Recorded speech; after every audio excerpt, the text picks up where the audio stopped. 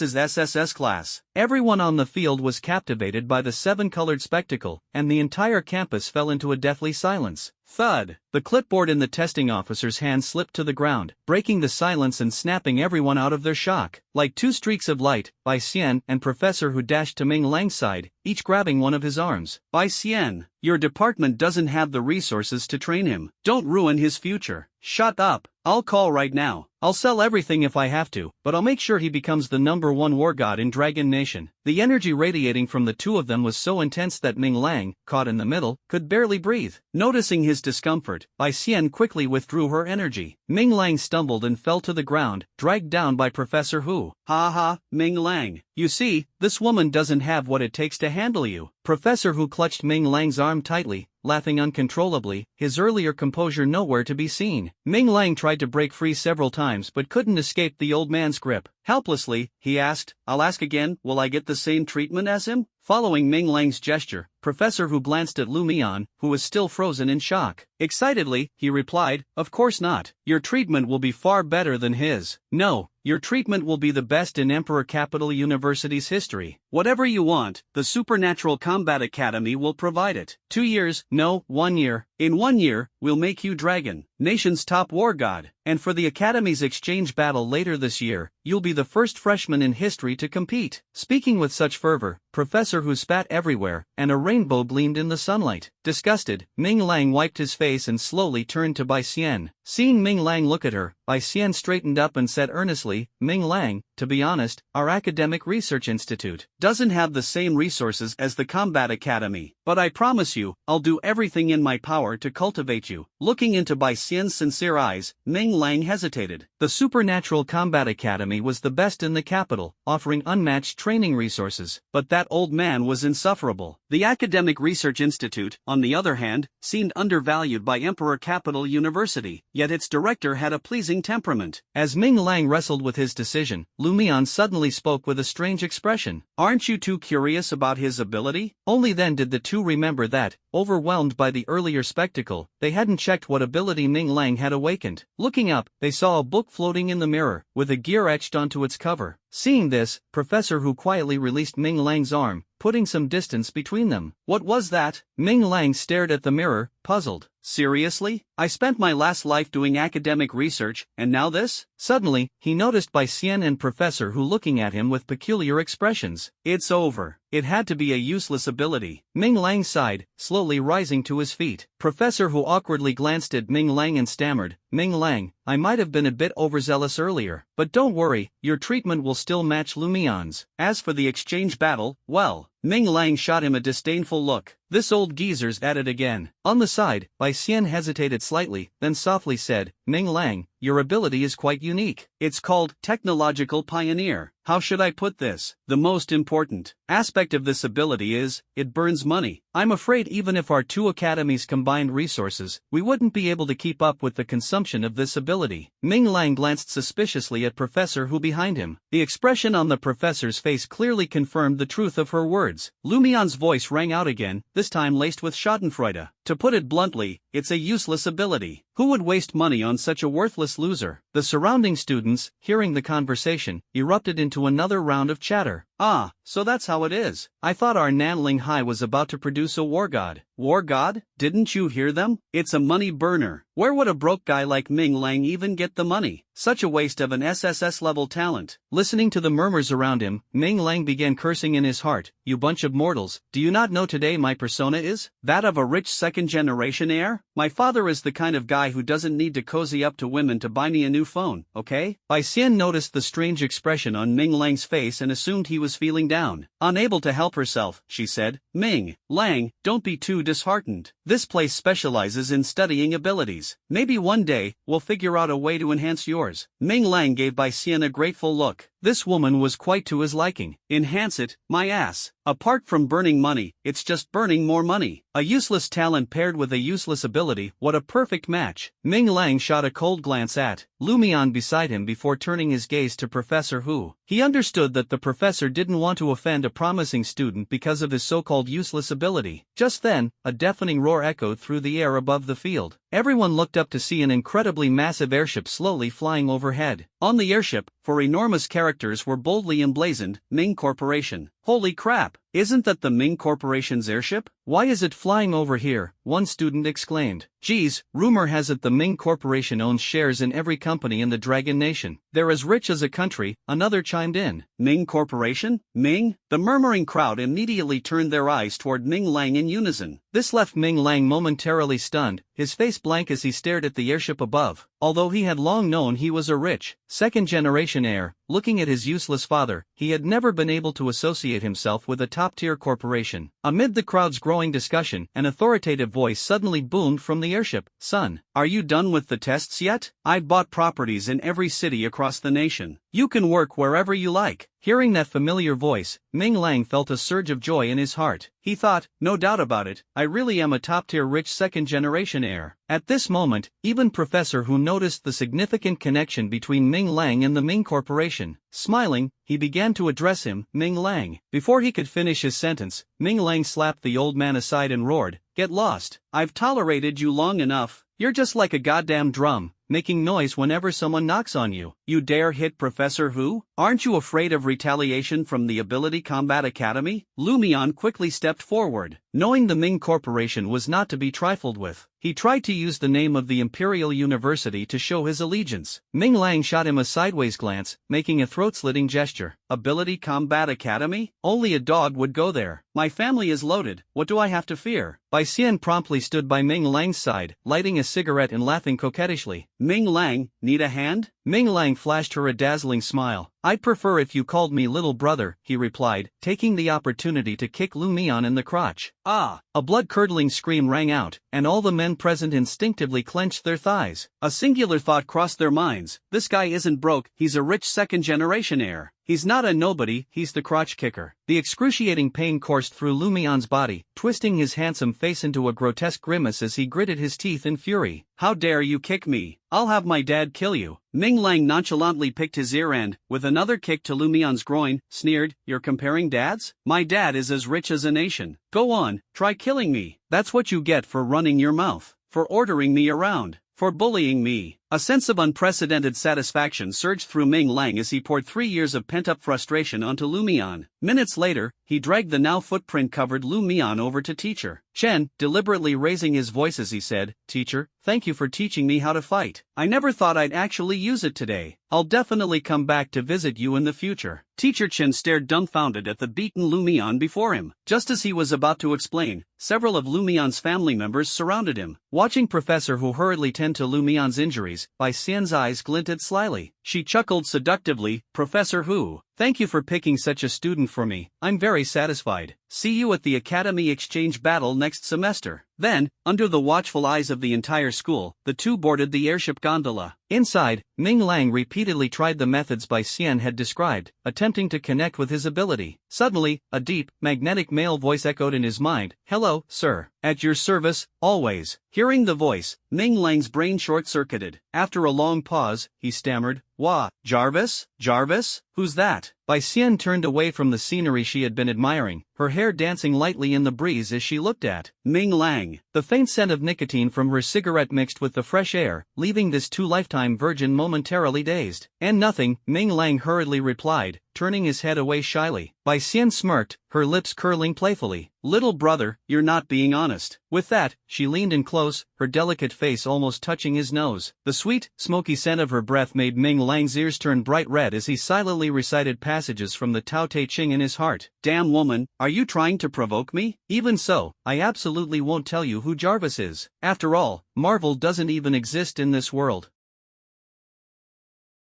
Seeing the boy's flustered reaction, Bai Xian chuckled softly and returned to her original seat, adjusting her glasses as she said, Alright, I'll stop teasing you. How's the progress on your ability comprehension? Ming Lang let out a sigh of relief, hesitating over whether to tell her about the voice in his mind. Ultimately, he shook his head. No progress? That's strange. Bai Xian frowned, suddenly recalling something. She smacked her forehead. Oh, I forgot to tell you. Someone else awakened this ability before, but that person ended up with a split personality. Do you feel any abnormalities in your body right now? Ming Lang's eyelid twitched. So irresponsible? You're telling me this now? Schizophrenia? He suddenly recalled the voice in his mind. Could it be that this superpower is related to that voice in my head? Jarvis? Artificial intelligence? At this moment, Ming Lang was on the verge of losing it. A lousy AI, and you slapped me with an SSS level label? Is this world full of illiterates? Even those kids' smartwatches have such functionalities, come on. Though his heart was filled with despair, Ming Lang still held onto a sliver of hope. Tentatively, he asked, Sister, did that person leave any useful information before they died? Who said that person is dead? Bai Xian shot him a strange look. They're just schizophrenic. It's just that. Her eyes flashed with a trace of sorrow, but she quickly returned to her usual demeanor. There is useful information, though. It's that this ability burns through money. According to that person's records back then, this ability can imbue any technological device with a soul, whether it's a tech gadget or a weapon. Ming Lang, of course, noticed the fleeting expression on Bai Xian's face, but seeing that she changed the subject, he tactfully refrained from asking further. Instead, he asked curiously, and what does that have to do with burning money? It means you need to have your own technological weapons, you idiot. Otherwise, what are you going to imbue with a soul, a television? Although tech materials are expensive, your family is rich, so it's fine. Ming Lang rolled his eyes hard in his heart at her casual tone. Big sis, I did go to school, okay? The rare metals in this world are just as scarce. If I can't make top-tier black tech, how am I supposed to compete with those superpowered people who can fly, teleport, and toss fireballs? Am I supposed to take a little handgun and go pew-pew at them? Although he was beginning to feel some resentment toward his ability, Ming Lang started plotting in his heart. After hearing Bai Xian's explanation of how this ability could be used, Ming Lang had already decided on a development plan. However, the materials he needed were incredibly rare, and he wasn't sure if his dad's wallet could handle it. The airship was incredibly fast, and while Ming Lang was lost in thought, the group had already arrived at his new home in Nanling. Looking at the magnificent estate before him, Ming Lang felt like a million horses were galloping through his mind. Dad, just how much do you adore me? Leaving this kind of mansion and used just to go lie by the seaside with me? Or does he really have a thing with one of the friendly village ladies? At this moment, Ming Zilin had already shed his fisherman image. Dressed in a sharp suit, he looked every bit like a member of high society. With a hearty laugh, Ming Zilin slung an arm around Ming Lang's shoulder and leaned in to whisper in his ear, Your mom's home, so watch your words later. Don't make her blow up. Then, he gave Ming Lang a knowing look that only men would understand and led the group into the estate. Humph, Dad must be up to something in the village. With this thought in mind, Ming Lang followed the group to the main villa of the estate. As soon as they entered, Bai Xian noticed a classy and elegant woman sitting on the sofa with her arms crossed. Still know how to come home, do you? The woman's voice startled the trio the moment they stopped in their tracks. Hee, well, our son just finished his college entrance exams, so I thought it was time to come home for a few days. Ming Zilin rubbed his hands together, the high society image instantly vanishing. The woman shot him a glare, her displeasure not only unabated but intensifying. You two are really something. It's been over a decade, and you've dumped the entire company on me. If it weren't for Ro helping me, the Ming Corporation would have gone under long ago. We only see each other once a year at New Year's. Did I marry a CEO or a prisoner? Seeing my son feels like visiting someone in jail. Ming Zilin cast a pleading glance at Ming Lang for help. Ming Lang immediately got the message, quickly running to his mother's side. Mom, it's all Dad's fault. He never told me about the real situation with our family. I even thought you two were divorced. As he spoke, Ming Lang pretended to wipe away tears. Seeing her son's thin frame, Bianju felt a pang of guilt and pulled his hand over, completely ignoring her husband standing nearby. Good boy, it's good that you're back. I've told him long ago not to. Ahem. Ming Zilin's cough abruptly cut her off. The two exchanged a glance before Bianju quickly changed the subject. Son, now that your college entrance exams are over, it's time to get married. When will you and Ro settle the wedding? Bai Xian stared blankly at this family of three, thinking to herself that there wasn't a single normal person in this bizarre family. Still, there seemed to be some kind of story behind it all. Ming Lang, hearing his mother's words, was completely dumbfounded. He muttered to himself, who gets married at 18? Who's Ro? Sensing that the crisis was over, Ming Zilin quickly took over the conversation. Ro is the daughter of my good friend. She heroically sacrificed herself on the border battlefield and entrusted her to me on her deathbed. You two had an engagement agreement since childhood. It's time to start preparing for the wedding. Wait a minute, I'm confused. Ming Lang, struggling to process everything, suddenly stood up and said, Me? Get married? I'm only 18, and to someone I don't even know. Bianju pulled him back and said earnestly, You're not too young. The sooner you marry, the sooner you can have kids. When you go to college, your dad and I can stay home and look after the grandchildren. Seeing his parents' seemingly reasonable expressions, Ming Lang felt a pang in his heart and shook his head in refusal. I don't agree. If you don't agree, no money for you. Ming Zilin stared slyly at his son, having already figured out Ming Lang's superpower. He knew this boy would need a massive amount of funds, a bottomless pit, really. Bai Xian observed this peculiar family of three and thought to herself that she should say something now, or else this SSS-level opportunity would slip away. Excuse me, I have something to say. Hearing the voice, Bianju finally noticed someone else standing there. She shot Ming Zilin a reproachful look before quickly walking over to Bai Xian, her eyes full of curiosity. Are you Ming Lang's classmate? You're so pretty. How old are you? Do you have a boyfriend? Ming Lang was speechless, thinking to himself, Mom, you just told me to marry Ro, didn't you? What's with this now? Bianju kicked Ming Lang aside and said without turning her head, No worries, we're rich. One more pair of chopsticks doesn't matter. At this moment, Bai Xian's face was dark, thinking, is this some rich people custom? She cleared her throat and said seriously, Madam, I'm actually Ming Lang's university lecturer. A lecturer? Wonderful. Someone knowledgeable. When the children are born, we won't even need to hire a tutor. Bianju beamed with joy. Ming Lang froze on the spot, quickly pulling his mother back. Mom, aren't you focusing on the wrong thing? Bai Xian composed herself and said seriously, Dear parents, you're aware of Ming Lang's superpower. With the increasing frequency of alien invasions, Longwa urgently needs top-tier combat power to defend itself. However, as time passes, the alien strength is intensifying rapidly, making ordinary superpowered individuals less effective. But Ming Lang is different. His talent is unparalleled. Longwa desperately needs someone like him. He might even be the one to end the war. Hearing Bai Xian's powerful and resolute words, even Ming Lang was a bit shocked. You hold me in such high regard? After a long silence, Ming Zilin finally processed what had just been said. As a businessman, though currently without any abilities, he caught the deeper meaning in Bai Xian's words. His son was about to take off, figuratively speaking. He formally invited Bai Xian to sit on the sofa and then, with a steady voice, asked, Will Ming Lang go to the battlefield? Yes, Bai Xian nodded. Another bout of silence descended. The four sat quietly around the coffee table, no one speaking a word. Outside, in the manor, a rare and precious wild goose flapped its wings incessantly, yearning to take flight. Then let him go. We can discuss marriage later. Ming Zilin finally broke the silence. Bianju looked at her husband in disbelief, opened her mouth as if to say something, but found no words. Hearing that his father had finally abandoned the idea of forcing him into marriage, Ming Lang was overjoyed and quickly asked, What about the money? Ming Zilin took a sip of tea, leaned back casually on the sofa, and smiled broadly. I'll give you 10 million a month. If you want more, come back and get married. What? That little? Ming Lang's hope, which had just risen, was instantly dashed. It wasn't that he had become arrogant. Had this been 2 days ago, he might have cheered for such an astronomical figure. But now, this amount fell far short of his expectations. The technological dream in his heart required a substantial amount of funding. 10 million? That might barely cover a set of titanium armor. Was he supposed to wear just a shell to the battlefield and become a tin can for the aliens? Seeing Ming Lang's apparent dissatisfaction with the figure, Bai Xian was secretly astonished. Truly, wealthy families were on another level. 10 million was enough to fund an academic research institute for a year. As the father and son bickered endlessly over living expenses, the communicator in Bai Xian's arms suddenly vibrated violently. She pulled it out, glanced at the screen, and her expression changed drastically. A layer of anger surfaced on her charming face. An alien attack on the southern border. Without further ado, Bai Xian stood up abruptly. Let's go. I'll take you to see a real battlefield. After that, we'll return to school. Before Ming Lang could react, Bianju interjected, so soon? You haven't even stayed home for a day. Doesn't school start in September? Bai Xian tied up her hair, sent a message through the communicator, and her eyes took on an increasingly cold and decisive look. Ming Lang's situation is different. Though this battle will be brutal, it will serve as an excellent lesson. So, at this point, Bai Xian's gaze flickered toward Ming Lang, as if testing him. I'm going, Ming Lang declared resolutely without a moment's hesitation. In the courtyard, the wild goose finally mustered all its strength, spread its wings, and soared into the sky. Seeing their son's determination, the couple, though worried, knew they could not stop him. This was the inevitable starting point of his journey toward growth. Don't bother packing clothes. You can buy what you need when you get there, Bianju said as she accompanied him to the door, adjusting his collar with a heavy heart. Be careful with what you eat when you get there. The environment might be different. And don't forget to wear thermal underwear when autumn sets in. The mother's reminders warmed Ming Lang's heart. He nodded firmly. All right, stop fussing. He'll be back by the next break. Ming Zilin interrupted his wife's chatter. I'll have someone prepare the airship to send you off. Bai Xian shook her head. No, the battlefield at the border is nothing like the city. It's far too dangerous for ordinary people. Just give us a car. Seeing Bai Xian's firm stance, Ming Zilin had no choice but to fetch the fastest sports car from the garage and hand it over to them. Once in the car, Ming Lang fastened his seatbelt and waved goodbye to his parents. Xiao Lang. Ming Zilin's voice suddenly stopped the two just as they were about to leave. Don't catch a cold, okay? Such a mundane piece of advice caused Ming Lang's heart to tremble, and tears involuntarily welled up in his eyes, overflowing with warmth and affection. At that moment, on the second floor of a villa in the manor, a gentle and melancholy girl quietly watched the four of them about to depart. So, you're leaving? That's fine. I'll give you a surprise when the time comes. The sports car sped down the highway like an arrow released from a bow. Yet Ming Lang had no time to dwell on the warmth of family bonds. He clung tightly to his seatbelt, staring in terror at the rapidly retreating scenery outside the window. Big sister, slow down. Degree winky face, don't crash us before we even reach the battlefield. Bai Xian held a cigarette in her mouth, her eyes focused on the road ahead, and replied dismissively, it's only 370 kilometers per hour. Relax. With my skills, you're safe. The border battlefield is still over 700 kilometers away. Arriving 1 second earlier might save a few more soldiers. Seeing Bai Xian's serious expression, Ming Lang gradually calmed down. Arriving 1 second earlier? Could this car be considered a piece of technology too? Pondering this, Ming Lang closed his eyes and tried sensing his abilities. Sir, may I help you? A mechanical voice echoed in his mind. Ming Lang quickly issued a command. Speak in Chinese. Grant this car a soul. Understood, sir. A wave of dizziness struck him. When Ming Lang opened his eyes again, the entire structure of the car appeared before him like a three-dimensional schematic. Was that it? So simple? He attempted to communicate with the car and was delighted to find that it responded like a newborn child, full of liveliness. Was this what it meant to have a soul? Time waited for no one. Ming Lang had no time to dwell on his discovery and immediately commanded the car's soul. Ensure safety. Go full speed ahead. Destination, the border battlefield. V-room. A tremor coursed through the car as faint shadows rippled across its surface. Bai Xian was startled to discover that the steering wheel had slipped out of her control, and the car's speed was climbing rapidly. 420, 550, 731. The needle on the speedometer stuck firmly at its maximum value. The car became a streak of light, slicing through the highway and leaving only a blur in its wake. Bai Xian stared in disbelief, then turned to the exhilarated Ming Lang with suspicion. You did this? Ming Lang proudly raised his chin. Yep,